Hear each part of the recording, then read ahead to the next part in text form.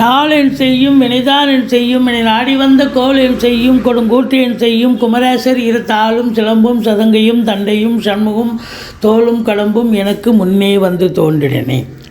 உலகெங்கிலும் வாழ்ந்து கொண்டிருக்கும் புது வசந்தம் டிவி நேயர்களுக்கு சைதை ராஜாவின் அன்பான வணக்கங்கள். அஸ்த நட்சத்திரம் சந்திர பகவானுடைய நட்சத்திரம். அஸ்த நட்சத்திரம் முதல் பாதம், ரெண்டாம் பாதம், மூணாம் பாதம், நாலாம் பாதம். இந்த 4 பாதத்தில் பிறந்தவர்கள் கன்னிராசி தான். கன்னிராசியில் தான் அமைகின்றன. இப்போ கன்னிராசினுடைய பலன் சொன்னால் உங்களுக்கு சரியாக இருக்கும். இந்த நட்சத்திரத்தில் பிறந்தவர்களுக்கு இந்த 2024 எப்படி இருக்க போகுதுன்னு வாக்கிய பஞ்சாங்க அடிப்படையில் நம்ம பார்க்க போகிறோம்.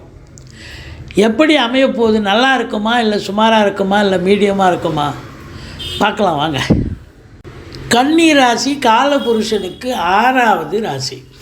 புத பகவான் ஆட்சி உச்சம் பெறும் வீடு. இந்த கன்னி ராசி பொறுத்தவரையிலையும் உத்திரம் 2, 3, 4 பாதங்கள், அஸ்த நட்சத்திரம் 1, 2, 3, 4 பாதங்கள், சித்திரை 1, 2 பாதங்கள் உள்ளடக்கிய இந்த நட்சத்திரங்களில் பிறந்த கன்னி ராசி அன்பர்களுக்கு இந்த 2024 எப்படி இருக்க போகுது அதான் பார்க்க போகிறோம். சூப்பராக இருக்குமா இல்லை சுமாராக இருக்குமா இல்லை ரொம்ப மோசமாக இருக்குமா, இது 3 கேட்டகரியில் தானே வரப்போகுது எதுவாக இருந்தாலும். ஆனால் இது முழுமையாக பார்த்திங்கன்னா பொது பலன் தாங்க. இந்த பொது பலன் நான் ஓஹோன்னு இருக்குன்னா உடனே நம்மளை கொண்டு போய் உச்சானில் கொண்டு போய் உட்கார வச்சிடணும்லாம் அர்த்தம் கிடையாது. இது 30% தான். 70% உங்களுடைய ஜனனகால தசா புத்தி பேசும். இப்போ என்ன தசை போகுதோ அதுதான் பேசும். ஜனனகால ஜாதக அடிப்படையில் என்ன தசா புத்தி போகுதோ அதுதான் பேசும். இது ஒன்லி 30% தான். அப்போ இது 100% ஜெயிக்கும்னு சொன்னால் அப்போ 30% நீங்கள் ஜெயிக்க போகிறீங்கன்னு அர்த்தம். அப்படி எடுத்துக்கணும். இல்லை மீடியமாக இருக்குன்னா ஒரு 20% ஜெயிக்க போகிறோம், இல்லை மோசமாக இருக்குன்னா ஒரு 10% தான் அதில் நமக்கு அக்யூமுலேட் ஆகும் அப்படின்னு எடுத்துக்கணும். சரி, இப்போது நம்ம சனி பகவானை எடுத்துக்கலாம். வருட கிரகங்கள் சனி பகவான் உங்களுக்கு எங்கே இருக்கிறார் பாருங்கள். 6ஆம் இடத்துல இருக்கார். இந்த ஓராண்டு முழுவதும் இந்த சனி பகவான் 6ஆம் இடத்துல தான் இருப்பார். அப்போ 6ஆம் இடம் என்பது அற்புதமான இடம். இந்த சனி பகவானுக்கு அருமையான இடம். ஸ்தான பலம் 3, 6, 11 போன்ற இடங்களில் சனி பகவான் அமரும் பொழுது அற்புதமான பலன்களை வாரி வழங்குவார்னு ஜோதிட கிரந்தம் சொல்கிறது. அப்போ 6ஆம் இடம் என்பது வெற்றி ஸ்தானம். வெற்றி இலக்காக கொண்டு செயல்பட்டிங்கன்னா வெற்றி கண்டிப்பாக கிடைக்கும். 6ங்கிறது ருணரோக சத்ருஸ்தானம். அப்போ ருணரோக சத்ருஸ்தானம் அப்படின்னு சொன்னால் உங்களை பொறுத்தவரையிலையும் எதிரிகளே இருக்க மாட்டாங்க, துவம்சம் பண்ணிடுவீங்க எதிரிகளை. கடன் சுமை இருந்தால் படிப்படியாக குறையும். கடனே இல்லைன்னா புதுசாக கடன் வாங்கிக்கிங்க, சுப செலவுக்கு வச்சுங்க. அதே நேரத்தில் உங்களுக்கு தேக ஆரோக்கியம் எந்த குறை இருக்காது. ஏன்னா 6ல் சனி இருக்குது. அதனால் தேக ஆரோக்கியத்தில் குறை ஒன்றும் இல்லை அப்படின்னு சொல்லுவோம். மொத்தத்தில் பார்க்கும் பொழுது இந்த கன்னி ராசி அன்பர்கள் இப்போ நீட் எக்ஸாம் எழுதுகிறாங்க பிள்ளைங்க, ஒரு 30-35 வயசுக்குள்ளே யூபிஎஸ்சி எக்ஸாம் எழுதுகிறாங்க, டிஎன்பிஎஸ்சி இப்படி ப்ரிப்பரேஷன் பண்ணி எக்ஸாம் எழுதக்கூடிய பிள்ளைகளுக்கு அதில் நீட் எக்ஸாமோ இல்லை யூபிஎஸ்சியோ டிஎன்பிஎஸ்சியோ இல்லை குரூப் 4ஓ இல்லை குரூப் 2ஓ இல்லை ரயில்வே சர்வீஸ், பேங்க் எக்ஸாம், எந்த எக்ஸாம் எழுதினாலும் இந்த கன்னி ராசி பிள்ளைகளுக்கு ஒரு வெற்றிக்கான ஒரு காலகட்டம் அப்படின்னே சொல்லலாம். இந்த சனி பகவான் பொறுத்தவரையிலையும் உங்களுக்கு ஒரு அற்புதமான பலன்களை, விபரீத ராஜயோகத்தை வழங்கப் போகிறார். 6ல் சனி இருந்தால் விபரீத ராஜயோகம்னு சொல்லலாம். அந்த அளவுக்கு உங்களுக்கு நல்லது செய்யக்கூடிய ஒரு அமைப்பு. திடுதுப்புன்னு இவர் எந்த அளவுக்கு சனி பகவான் கெடுப்பார்னு உங்களுக்கு தெரியும். ஆனால் அவரை பொறுத்த வரலையும் அவரே இப்போ பாசிட்டிவுக்கு ஒரு பாசிட்டிவ் பலனுக்கு ஒரு வித்தா அமைவார் அப்படின்னு சொல்லலாம். அவருடைய பார்வை பலம் அப்படின்னு பார்த்தீங்கன்னு சொன்னால் சனி பகவான் 3ஆம் பார்வையாக உங்களுக்கு 8ஆம் இடத்தை பார்க்க போகிறார். அப்போது 8ஆம் இடம் அப்படின்னும்பொழுது உங்களுக்கு குரு வந்து ரிஷபத்துக்கு போயிடுவார். அப்போ அந்த முதல் 4 மாதம் சனி பார்வை உங்களை ஒன்றும் பண்ணாது. ஆனால் அதுக்கப்புறம் வந்து சனி பார்வை குரு வந்து ரிஷபத்துக்கு சென்றதுக்கப்புறம் 8ஆம் இடத்தை பார்க்குறாருன்னு சொன்னால் கொஞ்சம் எச்சரிக்கையாக இருக்க வேண்டும். அசிங்கம், அவமானங்கள், ஏதாவது ஒன்று இடர்பாடு வரும். தொழிலில் வரும், உத்தியோகத்தில் வரும், இல்லை நண்பர்கள்கிட்ட வரும், உறவினர்கள்கிட்ட வரும், ஏன் வீட்டிலேயே கூட ஏதோ ஒரு அசிங்க அவமானத்தை சந்திக்கக்கூடிய ஒரு காலகட்டமாக அது. இந்த 8 மாத காலம் விழிப்புணர்ச்சியாக இருக்கணும். 6ல் சனி எல்லாத்துலேயும் இங்கே தான் ஜெயிக்கிறீங்க. இருந்தாலும் 8ஆம் இடத்தை சனி பார்ப்பதால் உங்களுக்கு கொஞ்சம் உடல் ரீதியாக கூட கொஞ்சம் எச்சரிக்கையாக இருக்க வேண்டும் அப்படின்னு சொல்கிறோம். பிறகு உங்களுக்கு 10ஆம் பார்வை அப்படின்னும்பொழுது விருச்சிகத்தை பார்ப்பார்.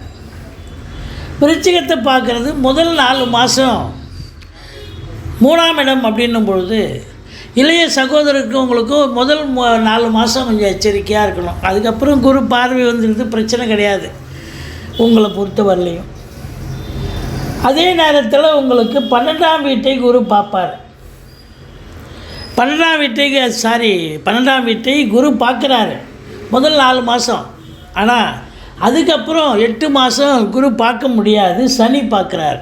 அப்போ 12ஆம் வீட்டை சனி பார்க்குறாருன்னா டென்ஷனாக இருப்பீங்க, பரபரப்பாக இருப்பீங்க. மந்திச்சு இந்த 8 மாத காலமும் சனி பகவான் யோகத்தை தந்தாலும் கொஞ்சம் டிஸ்டர்ப்டு மைண்ட், அதாவது தூக்கம் வராது, வேலைக்கு சாப்பிட மாட்டீங்க, அலைச்சலாக இருப்பீங்க.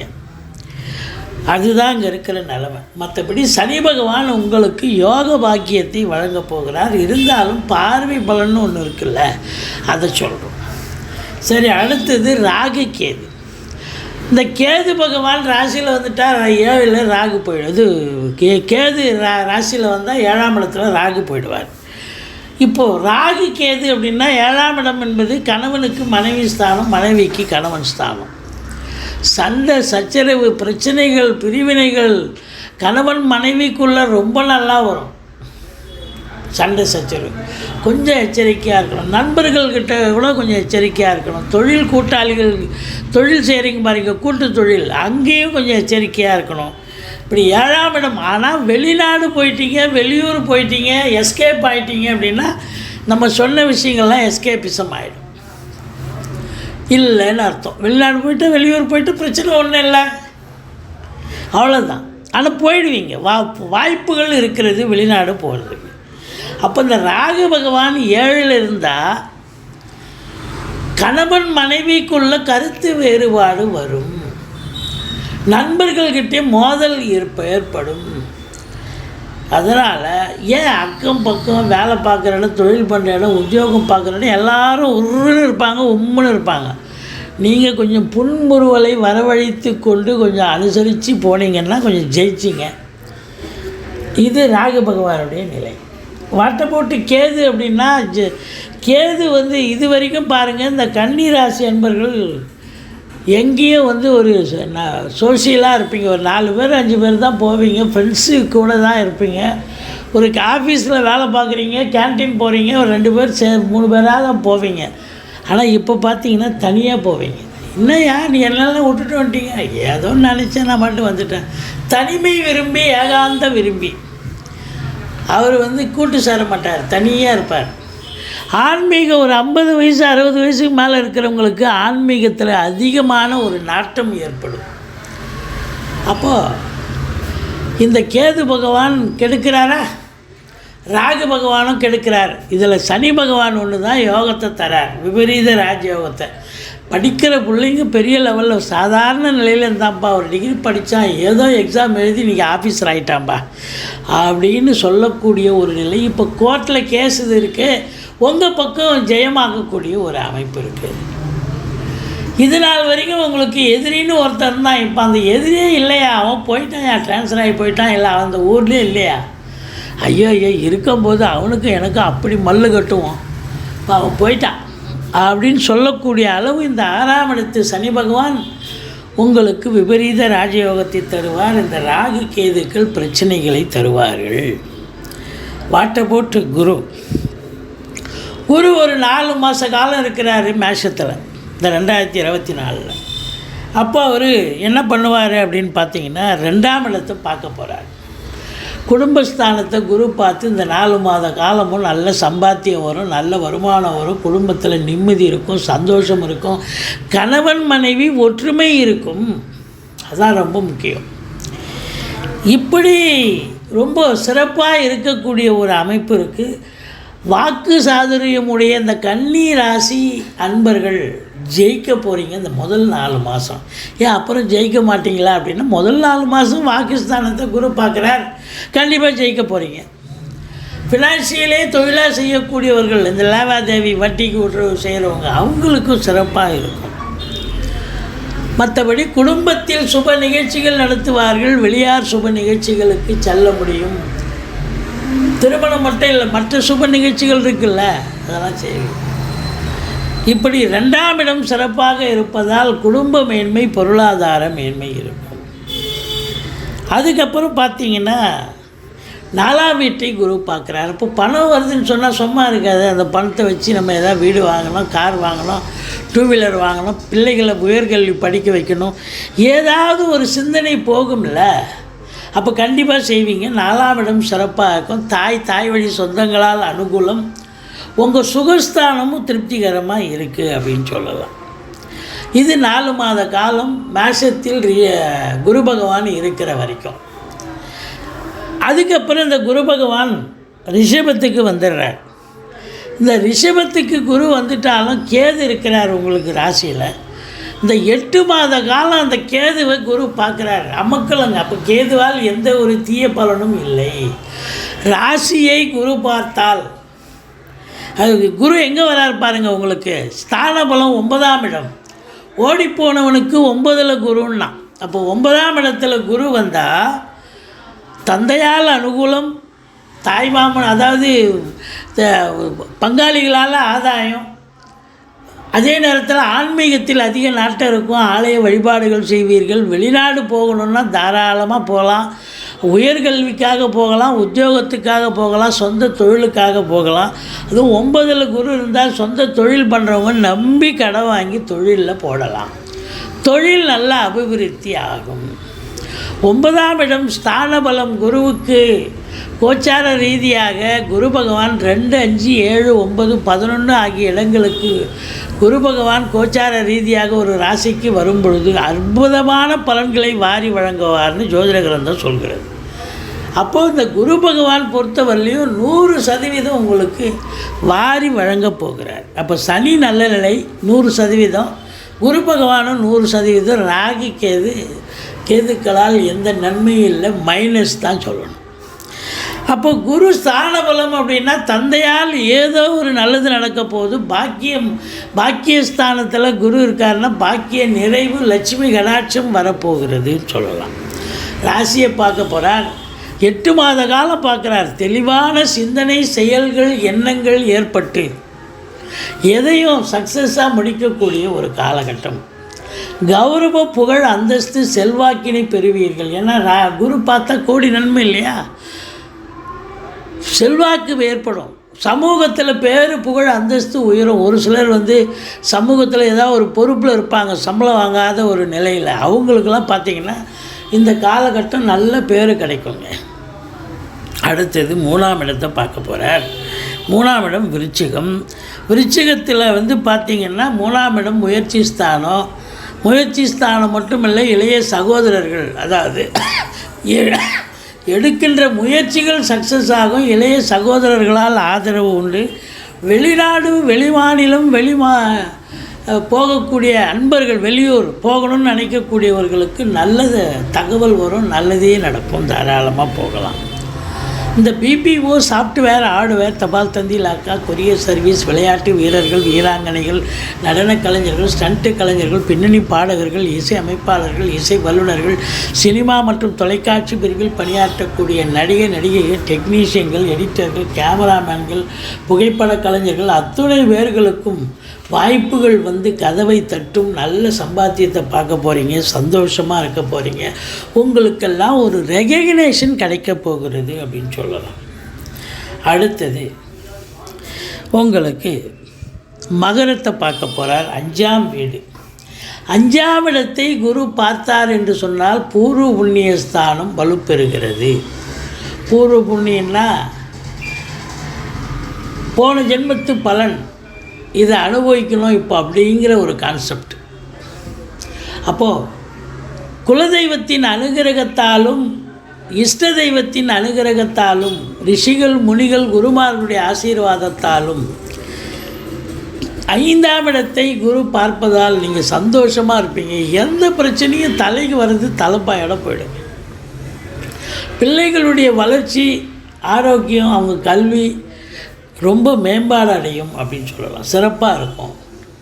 குழந்தை பாக்கியம் நீண்ட நாளாக இல்லாதவங்களுக்கு குழந்தை பேர் கிடைக்கும். இந்த ஷேர் மார்க்கெட்டில் இன்வெஸ்ட் பண்ணக்கூடிய அன்பர்கள் இருப்பாங்க. அவங்கெல்லாம் விருப்பமாக இன்வெஸ்ட் பண்ணலாம், சந்தோஷமாக இருக்கலாம், நல்ல சம்பாத்தியத்தை பெறலாம்.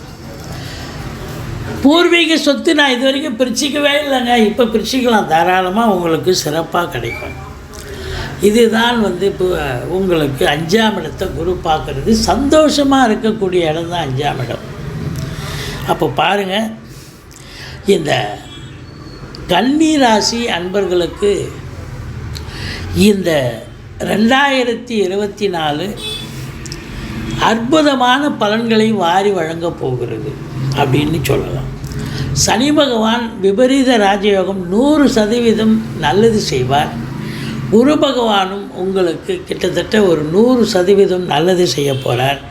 ராகு கேதுவால், கேது ஒன்றும் பிரச்சனை இல்லை, குரு பார்வையில் இருக்கார். அவர் கேது ஒன்றும் பெருசாக ஸ்தான பலம் கிடையாது, அவருக்கு ராசியில் இருக்க போகிறார். என்ன ஞானம் பிறக்கும், என்ன வழக்கறிஞர்கள், ஆசிரியர்கள், மற்றபடி ஜோசியர்கள் இப்படிலாம் இருக்கும் பட்சத்தில் உங்களுடைய வாக்கு பலிதம் ஏற்படும், அவங்களுக்கு ரெகக்னேஷன் கிடைக்கும். ஒரு சிலர் குறி சொல்கிறேன்னு கிளம்பிடுவாங்க. அப்படி ஒரு ஞானம் பிறக்கும் ஒரு சிலருக்கு, ஒரு 50 வயசுக்கு மேலே இருக்கிறவங்க.